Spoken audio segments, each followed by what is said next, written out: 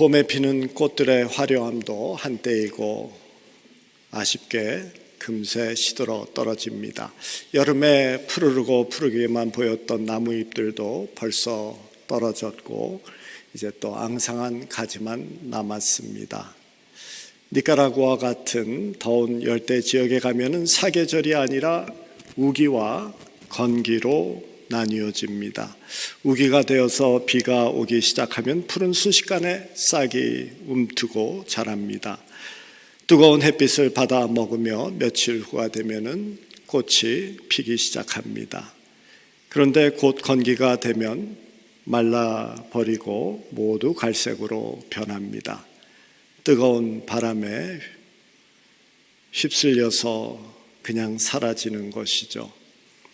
그렇게 세상 만물에는 시작과 끝이 있습니다. 그래서 무엇인가 시작했다는 사실은 끝이 있다는 것을 예견합니다. 인류 역사도 마찬가지고 인생도 마찬가지죠. 그래서 시작하는 순간부터 언젠가는 끝이 있음을 예견하고 그리고 끝을 향하여서 가고 있는 것이죠. 그래서 세상 역사의 끝에는 그리고 세상 역사의 끝에는 하늘로 승천하신 예수님이 다시 오실 것이다 라고 성경은 말씀합니다. 물론 예수님이 다시 오심은 확정되어져 있지만은 그 시기는 누구도 모른다라고 말씀하시죠. 그러니 다시 오실 예수를 맞이할 준비를 항상 하고 있어야 하며 오시는 그날까지 주어진 삶을 믿음으로 잘 살아내라 하십니다. 그래서 인생, 역사, 자연 등등 시작된 것에는 끝이 있음을 다시 한번 기억하는 시간이 대강절 기간이 됩니다. 그와 함께 말씀을 살펴보면서 끝을 향하여 가고 있는 지금의 삶을 조금이라도 잘 살아내기 위한 지혜를 담아내는 기간이 대강절이다 하겠습니다. 오늘 본문은 우리가 잘 아는 달란트를 받은 종들의 비유가 됩니다. 이 말씀에서도 시작이 있으면 끝이 있는 것이고 떠났으면 돌아올 것임을 말씀하고 있습니다. 이 기간 동안 어떤 자세로 살아갈 것인지에 대한 지혜가 우리에게 주어집니다. 주님이 다시 오심을 기억하며 우리의 삶을 돌아보는 이 대강절 기간에 아주 적절한 말씀이 되어지죠. 일반적으로 달란트는 재능이라는 의미가 담겨져 있는 단어이지만은 이 말씀이 기록되어졌던 시대에는 화폐의 가장 큰 단위로서 사용되어졌던 것을 우리가 잘 압니다. 지금 돈으로 대략 계산을 한다라고 하면은 한 200만 불 정도 가량의 엄청난 가치가 되어진다고 하죠. 그렇지만 예수님께서 이 비유를 말씀하실 때는 화폐 금액을 말씀하신 것이 아니라 또는 현재 우리가 이해하는 재능을 말씀하는 것도 아니고 엄청난 가치를 지닌 그 무엇인가를 말씀하시는 것이죠. 누구에게나 주어진 엄청난 가치 있는 그 무엇은 물론 구원받은 삶이 되어집니다. 구원받은 생명입니다. 그래서 달란트는 우리에게 주어진 모든 것을 포함한 삶이다라고 이해하면 가장 적절하겠습니다. 14절에 보면은 또 어떤 사람이 타국에 갈 때 그 종들을 불러 자기 소유를 맡김과 같으니라고 하며 시작합니다. 물론 여기서 주인은 예수님을 상징하고 종들은 구원받은 백성을 이야기합니다. 그리고 그 주인이 달란트를 주었는데 주었다 하지 않고 맡겼다라고 분명히 말씀합니다. 우리의 삶의 모든 것은 주어진 나의 소유가 아니라 일정 기간 동안 맡겨진 책임이다라는 의미가 담겨 있습니다. 그래서 우리는 맡겨진 것을 관리하고 사용할 뿐이지 이것을 내 것으로 착각하지 말아야 될 것입니다. 사람들은 자기 재능, 자기 재물, 자기 건강, 나아가서는 자식까지도 자기 소유라는 착각을 합니다. 그러나 성경은 말씀하십니다. 모든 것의 주인은 하나님이시며 단지 그의 계획하심에 따라서 잠시 맡겨주신 것뿐이다. 그래서 주인의 뜻에 합하게 사용하도록 위탁되어진 것이다. 우리의 마음대로 사용하도록 주어진 소유가 아니다라는 것을 우리가 기억해야 할 것입니다. 언젠가는 맡겨진 이것이 너의 손에서 떠날 것이면은, 우리의 손에서 떠날 것이면은 그것에 그렇게 집착할 이유는 없습니다. 어차피 내 것이 아니니까요. 그리고 어차피 내가 가져갈 것이 아니고 위탁된 것이니 하나님의 뜻에 합하게 쓸 때 잘 쓰면 됩니다. 욕심 부리고 신경 쓰고 병나고 억울해하고 또는 교만해하거나 잘난 척할 이유가 없는 것이죠. 이것은 모두 그것에 집착하기 때문에 생기는 것이겠죠.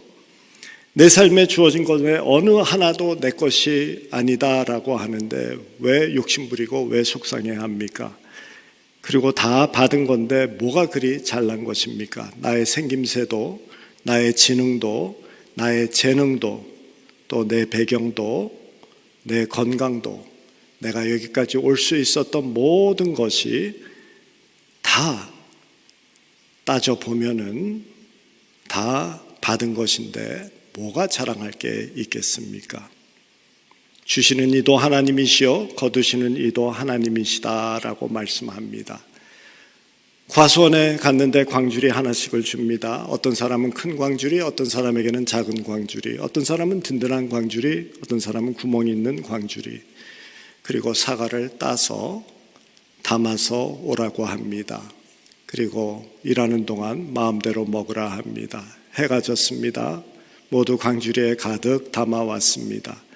크기대로 담아왔고 광주리의 상태대로 담아왔습니다. 과수원 정문에서 광주리채 그대로 내려놓고 주머니에 있는 것도 다 꺼내고 손에 쥔 것 모두 다 내려놓고 나가라 합니다. 그 사람들이 과수원에 있을 때 얼마를 가져야 되는가, 얼마를 담아야 되는가 정답 없습니다. 다 그 광주리에 따라서 틀립니다. 한 가지 확실한 것은 많이 담았다는 것은 자랑할 일이 절대 아니라는 것입니다. 우리의 삶의 모든 것은 건강, 시간, 재물, 재능 등등 위탁된 것이지 소유가 아니다. 삶의 문을 나갈 때 다 내려놓고 나가는 것이다. 그러니 집착하지 말고 넉넉한 마음으로, 담대한 마음으로, 그리고 적절하게 맡겨주신 그분에 따라서, 그분의 뜻에 따라서 사는 저와 여러분들이 되어야 될 것입니다. 오늘 말씀 15절에 보면은 재능대로 어떤 이에게는 금 5달란트, 어떤 이에게는 금 2달란트, 어떤 이에게는 금 한 달란트를 주었다라고 됩니다. 우리 눈에는 불공평하게 보일 수 있습니다. 금수저, 은수저, 흙수저와 같은 경우가 되는 거죠. 그런 생각은 물론 이것이 맡겨진 위탁이라기보다 이것은 주어진 소유라는 생각 때문에 그렇게 생각하겠죠. 내 인생인 것, 내 인생에 맡겨진 건강, 학벌, 재물, 인맥, 재능, 가정 등등 주어진 모든 것의 합이 덜하던 그 합이 더하던 위탁된 것입니다. 결국 오에는 오, 둘에는 둘의 이익을 남겨야 하는 책임만 있을 뿐입니다. 그래서 많다고 기뻐할 일도 아니고 적다고 속상할 일도 아닙니다. 주어진 삶을 성실하게 잘 살아내면 됩니다. 삶이 고달프면 고달픈 대로 충성하고 삶이 풍성하면 풍성한 대로 충성하며 살아내면 됩니다. 그리고 나중에 착하고 충성된 종아라는 이 칭찬은 위탁의 크기에 상관없이 똑같이 듣게 됨을 오늘 본문 말씀에서 우리가 봅니다. 하나님은 공평하십니다. 절대로 차별하지 아니하십니다. 달란트는 자랑하라고 준 과시용도 아니고 간수해 두라고 준 보관용도 아니고 그냥 즐기라고 준 취미용도 아닙니다. 이 달란트는 주어진 모습대로 잘 살아내라라고 주신 것입니다. 우리의 삶의 차별은, 우리의 삶은 차별이 아니라 하나님의 은혜다라는 사실을 늘 기억해야 됩니다. 16절에 보면은 5달란트를 받은 자가 바로 가서 장사를 하죠. 17절에도 보면은 2달란트를 받은 자도 그와 같이 그 가치라고 되어져 있습니다. 무슨 장사인지는 중요하지 않은데 여기에서 바로 가서라는 이 단어가 중요합니다. 미루지 않았다라는 말씀입니다. 주었을 때 행할 준비가 되어져 있었습니다. 그래서 5달란트 받은 자가 바로 가서라고 되어져 있고 2달란트 받은 자는 그 같이, 말하자면 5달란트 받은 자와 같이 바로 가서라는 의미가 담겨져 있습니다. 지체하지 않았다라는 것이죠. 성경은 지체하지 않는 순종을 강조합니다. 말씀을 행동으로 옮기면 순종입니다. 그런데 불순종은 행동으로 옮기지 않는 것만이 아니라 말씀과 행동 가운데 시간을 집어넣어서 즉시 행하지 않을 때에도 불순종이 됩니다. 사탄 마귀가 이용하는 가장 효과적인 방법은 순종하지 말라라는 생각을 집어넣는 것이 아니라 미루라라는 생각을 집어넣는 것이다라는 것 우리가 많이 들었습니다. 1달란트 받은 자는 바로 또는 그같이라는 단어가 빠져 있습니다. 무슨 이유에서든지 미루었다가 하지 않았다라는 이야기가 되겠습니다. 그들이 바로 가서 장사를 할 수 있었던 것은 그만큼 그들이 준비되어져 있다라는 의미가 되겠습니다. 우리는 기회가 주어지지 않아서 일을 못하는 것이 아니라 많은 경우가 기회가 주어졌어도 준비가 되어지지 않아서 일을 못합니다. 밀가루를 주시면 국수를 만들 준비가 되어져 있어야 되고 멸치를 주시면 멸치 국물을 만들 준비가 되어져 있어야 합니다. 그래야지 맛있는 국수를 만들어냅니다. 그런 의미에서 세상은 운 좋은 사람과 운 나쁜 사람으로 구분되는 것이 아니라 준비된 사람과 준비되지 않은 사람으로 구분되어진다라는 말이 어느 정도 수긍할 수 있습니다. 5달란트와 2달란트를 받은 자들은 준비되어져 있고 즉시 행동으로 옮깁니다. 순종은 이렇게 마음의 준비가 되어져서 하나님께 말씀을 받았을 때 지체하지 아니하고 행동으로 옮기는 것임을 우리가 기억하며 살아가야 됩니다. 20절부터 보면은 주인이 돌아와서 결산을 시작합니다. 그리고 상대 평가를 하지 않고 절대 평가를 합니다. 3명의 종을 함께 불러서 비교하지 아니하시고 오늘 말씀에 보면은 한 종 한 종 따로 부르시는 것을 볼 수 있습니다. 그러면서 너는 5개, 너는 2개, 5개가 2배보다 많이 만들어냈구나 이렇게 비교하지 않으시죠. 평가 기준은 5개 받은 자에게 적용하는 기준은 5개이고 2개 받은 자에게 적용하는 기준은 2개가 됩니다. 주인이 주신 것을 기준으로 해서 평가를 하지 다른 사람이 어떻게 했나 상대평가하지 않습니다. 종들도 주님 앞에서 남과 비교하지 않습니다. 2개를 가져온 자보다 내가 3개를 더 많이 가져왔어요 라고 말하지 않습니다. 나에게 주어진 삶은 나에게만 주어진 것이고 그래서 그 삶에 대한 평가는 나의 삶 자체만 가지고 하게 됩니다. 비교 평가하지 않으십니다. 그러므로 뱁새가 황새 따라가려다가 가랭이 찢어지는 삶의 유혹은 받지 말아야 됩니다. 천천히 가는 사람도 있고 빨리 가는 사람도 있습니다. 뛰는 놈 위에 나는 놈 있다고 합니다. 그러나 뛰는 놈 뒤에는 걷는 놈도 있고 기는 놈도 있는 것이 당연합니다. 그래도 괜찮습니다. 각자 주어진 삶을 성실하게 살아내면 됩니다.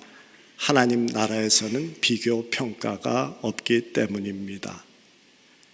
나에게 이런 삶이 주어졌으면 더 잘 살았을 텐데 라고 생각할 이유도 없습니다. 내가 저런 사람을 만났었으면은, 내 부모가 이러했으면은, 저런 배경이 있었으면, 그 일만 내 생에 없었으면은, 이런저런 등등 가정된 인생은 생각할 필요도 없습니다. 하나님께서는 한 사람 한 사람의 삶을 다른 모습과 다른 조건으로 주셨고 우리 각자는 주어진 삶에서 잘 살아내면 됩니다. 어느 하나도 같은 인생이 주어지지 않습니다. 쌍둥이로 태어나도 기질과 재능도 틀리게 태어납니다. 제품을 만들어내는 회사에서 1000개, 10,000개의 제품이 규격대로 찍혀져 생산됩니다. 그러면 그 중에서 표준 제품과 비교해서 잘 만들어진 것과 덜 된 것을 골라 점수와 등급을 매깁니다. 그렇지만 작품 전시회에 가면은 잘 된 것, 덜 된 것 없습니다. 등급도 점수도 없습니다. 왜냐하면 작품은 비교할 수 없는 고유의 가치가 있기 때문입니다. 그것 하나뿐이기 때문입니다. 세상은 우리를 제품과 같이 규격으로 등급을 매기려고 합니다. 그러나 하나님은 너희는 제품이 아니라 작품이다 라고 합니다. 주어진 삶의 무늬가 틀리고 색상이 모두 틀립니다. 삶의 배경은 푸른 잔디도 있고 어떤 배경은 성난 파도도 있습니다. 그러나 그 나름대로 다 가치가 있는 것이고 의미가 있는, 계획이 있는 작품입니다. 그래서 우리는 하나님 앞에서 비교되지 아니하는 것을 기억하고 우리도 제품으로 살지 아니하고 작품으로 살아가는 저희들 돼야 됩니다. 제품같이 나에게 등급 매기지 않기를 바랍니다. 작품으로 자신을 받아들이고 아끼며 축복하며 살아가는 우리들 돼야 됩니다. 마찬가지로 곁에 계신 분들도 다 작품이니까 존중하고 아끼며 살아가는 저희들 돼야 됩니다. 오늘 말씀의 마지막 부분을 보면은 돌아온 주님은 종들에게 보상을 해 주십니다. 5달란트 받은 자는 5달란트 가지고 왔습니다. 2달란트 받은 자는 2달란트를 가지고 왔습니다. 21절에도 그렇고 23절에도 보면은 주인이 글자 하나 틀리지 아니하는 똑같은 칭찬의 말을 합니다. 그러면서 주인이 이르되 잘하였도다 착하고 충성된 종아 내가 적은 일에 충성하였음에 라고 말씀하죠. 하나님께 칭찬받는 이유는 다른 것 없었습니다. 착하고 충성된 종아 내가 적은 일에 충성하였음에 라고 하며 2번이나 충성이 이유임을 언급하십니다. 하나님의 판단 기준은 충성입니다. 얼마나 똑똑하냐, 얼마나 잘 살았냐, 얼마나 자랑할 게 많으냐, 무엇을 이루었느냐가 아니라 오직 한 가지, 충성이라고 되어져 있습니다. 충성은 헬라어에서 동의한다라는 말에서 나옵니다. 그래서 충성은 상대방의 말에 동의하고 따르며 순종하는 의미가 크게 차지합니다. 인간 사회에서 충성을 가장 중요시하는 단체는 우리가 잘 알듯이 군대가 됩니다. 군인들이 거수 경례를 하면서 충성하고 크게 외칩니다. 군인에게 충성은 자신보다 나라를 우선시하겠다라는 것입니다. 믿는 자들에게 충성은 자기보다 주인 되시는 하나님을 먼저 하겠다. 내 생각보다 하나님의 말씀을 우선시하는 마음 자세를 말합니다. 그런데 그렇게 충성하려면 주인을 신뢰하는 믿음이 밑바탕에 있어야 됩니다. 믿지 못하는 주인의 말을 우선시하며 살 수 없기 때문입니다. 오늘 말씀에서 하나님은 우리를 판단하시는 기준은 충성이다라고 하십니다. 내 뜻과 내 생각이 아니라 주님을 믿고 주의 말씀을 따르고자 하는 그 자세. 그래서 하나님이 무엇을 이루었느냐, 얼마를 가졌느냐, 얼마나 자랑할 게 있느냐 그런 것이 아니라 내게 주어진 그 삶을 살아내면서 믿음으로 하나님의 뜻을 따라서 살려고 충성했느냐가 판단 기준이라고 하십니다. 환경이 어려운 삶이 주어지면 충성하기 힘들 수 있습니다. 그러나 환경이 좋은 삶이 주어지면 충성하기 더욱 힘들어질 수 있음을 기억하시고, 어떤 환경에 처했든지 믿음을 지키며 잘 살아내는 저희들 되어야 됩니다. 믿음은 자신이 어디로 이끌리는지 전혀 알지 못하지만 이끄시는 그분을 믿고 따라가는 것입니다. 믿음의 삶이란 지성이나 이성적인 삶을 무시하지는 않지만 그것을 최고로 두지는 않습니다. 그분을 믿고 따르는 것이 우선입니다. 주님 앞에 거수 경례하면서 크게 충성을 외치는 것이 믿음의 삶입니다. 그분이 인도하는 길은 우리의 기대와 차이가 있을 수 있습니다. 그래서 때로는 믿음으로 충성하는 삶을 살아내기 위해서 큰 장애물 중에 하나가 하나님께서 반드시 우리를 성공으로 이끄실 것이다 라는 잘못된 가르침입니다. 그래서 실망하고, 그래서 시험 들고, 그래서 우리가 뭔가 잘못 믿고 있는 것 아닌가라는 생각을 가질 때가 있습니다. 주님을 따르고 주님을 믿고 충성하는 삶은 푸른 초장이 될 수도 있고 깊은 골짜기도 되어질 수 있습니다. 그 나름대로 하나님께서 상급 주시기 위해서 착하고 충성된 종임을 확인하기 위해서 주셨을 뿐입니다. 그래서 믿음의 삶이란 날개를 펼쳐 저 높은 곳에 단숨에 날아오르는 삶을 의미하지 않습니다. 오히려 한 걸음 한 걸음 계속 걸어가면서, 그렇지만은 의지하고 지치지 아니하고 꾸준하게 그 발길을 띄는 것을 의미합니다. 믿음으로 충성하는 삶은 존중이라는 명목하에 거짓도 허용하는 이 세상에서 진실의 발걸음을 두벅두벅 계속해 나아가는 것입니다.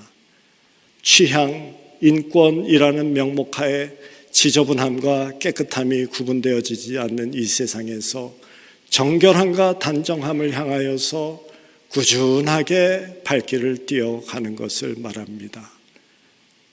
믿음이란 행복이라는 명목하에 쾌락을 추구하는 이 세상에서 절제를 고집하는 삶입니다. 나의 권리라는 명목하에 남의 아픔에 눈을 감고 못 본 척하는 세상에서 배려하며 베푸는 삶입니다. 약한 자를 보면 손을 내밀고 오른손으로 한 것을 왼손이 모르게 섬기며 사는 삶입니다. 우리는 그렇게 믿음으로 충성하는 자로 부름을 받았습니다. 주님이 다시 오실 그때까지 이 충성의 발걸음을 뛰라고 하십니다. 주님께서 다시 오시는 그날, 착하고 충성된 종아, 내가 작은 일에 충성하였음에 내가 많은 것을 내게 맡기리라. 내 주인의 즐거움에 참여할지어다 라는 이 칭찬 받는 저와 여러분들 되시기를 주님의 이름으로 축원합니다.